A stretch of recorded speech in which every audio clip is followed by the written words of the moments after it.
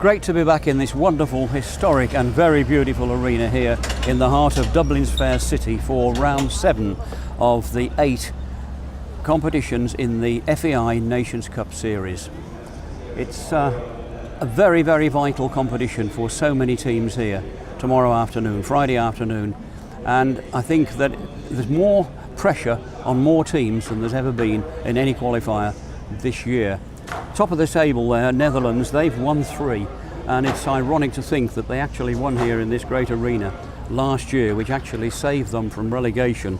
Remember, 2 teams go down at the end of this 8-leg Nations Cup series. 2 teams come up from the promotional league, so there's a lot of teams here this afternoon in danger. No danger attached to Holland. They've won 3 out of the first 6, so they're really flying, and they feel a very strong team again this afternoon. Germany, rather surprisingly, they should be safe too. Not surprising they should be safe, but rather surprisingly that in my view they're taking a little bit of a backseat where teams are concerned. 1 or 2 new names, none of their very big names. You know, there's no Ludger Beerbohm, no Marcus Henning, no Corradina and Karsten Otto Nagel. But they've got very much, I think, in my view, the European Championships in mind, which we will of course cover from Madrid on FEI TV in September. There's the 2 top teams. Ireland, the home team, they should also be safe because they've got a very good team.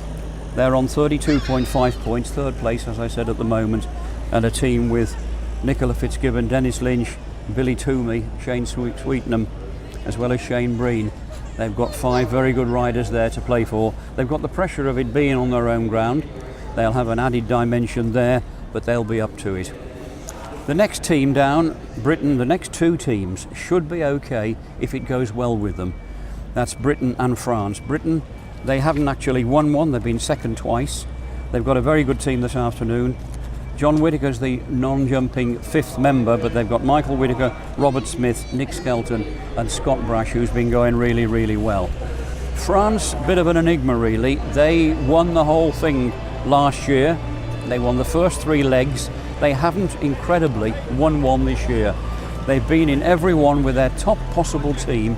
They've gone to war with their best possible horses and riders every single time, and it hasn't happened for them.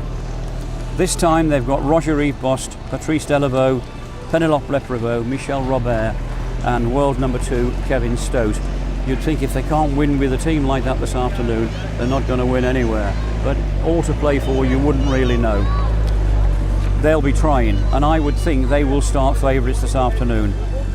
Today is vital for Belgium and the United States. The United States, George Morris, they're 2nd from the bottom, they're 7th on the league with only 24.5 points. George Morris got all the ladies here this afternoon: Lauren Huff, Laura Kraut, Christine McRae and the incomparable Beezy Madden. Belgium, well, they've got a team with 2 world champions in there, former world champion Jos Lansing and current reigning individual world champion Philippe Lejeune. They've also got Nicola Philipparts. He's a brilliant 18-year-old, one of 2 twin boys, went very, very well in Hickstead. They'll take a bit of beating as well, so it looks good for them this afternoon. Denmark, of course, they're trailing at the bottom on just 8 points. Unfortunately, they have no chance. They can't, whatever they do, qualify for next year. They're for relegation.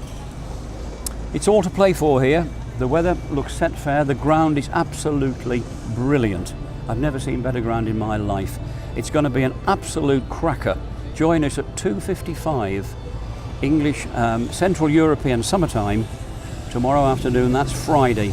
Don't miss it. It will be a super competition.